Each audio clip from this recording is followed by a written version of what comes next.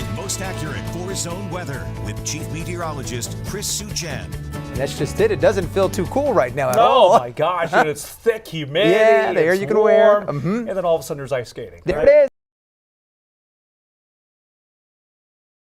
All right, let's get everyone outside. Four-zone weather watchers here. First of all, I want to say hello to them this evening.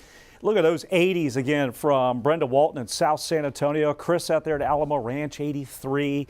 Tom up in Canyon Lake, he's got 80 degrees. And out west, it's the 70s. And here you can see in our Raul B. Rodriguez Law Weather Cam view there, we have a lot of cloud cover, and it is a warm, stuffy early evening in progress. All right, here we go. Live power Doppler radar. Coast is clear right now in the area. Earlier in the day, we had a few little spotty sprinkles. Really weren't much, just enough to dirty up your car or truck if it was parked outside.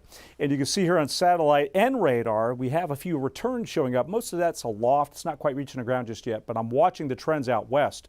Over the next about 4 or 5 hours, we'll start to see some storms develop here and then start to work into our western zone. So weather alert day Thursday still in place. Tonight, the storm focus is out west, Del Rio to Rock Springs, Brackettville, Lakey.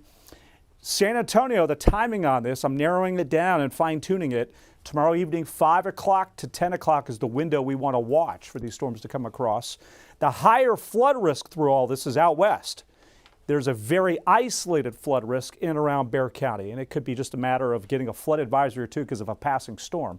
And there is a risk for a few storms passing through our area with wind gusts and some hail.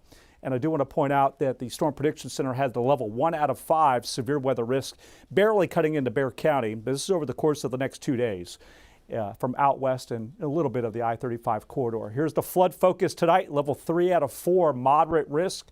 And then as we look for the rest of the day tomorrow into early Friday, you see how it does lower the further east you are. But this is where you just can't completely drop your guard. But clearly odds do favor out west for the higher potential for flooding. And your breakdown of your day tomorrow may need the umbrella in the morning, could have a couple wet streets with little showers in the area.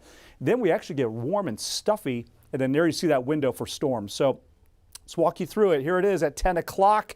We go to midnight. Look at this cluster, big batch of storms coming in, Rock Springs, Del Rio, Brackettville, Eagle Pass. You know, could be a little on the feisty side, definitely heavy rainfall through the night. And then tomorrow morning, there are the scattered showers we may deal with in and around Bexar County. There you see the storms are still firing on all cylinders way out west. That's a training signature for flash flooding. We have a spotty shower or two mid to late morning in and around Bexar County.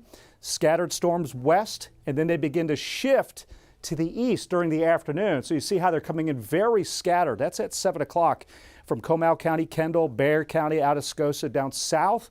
And then that's at 8 o'clock. Then you have 9 o'clock. You know, a couple of sets here of intense storms right there with some wind and some hail potential we'll be watching that.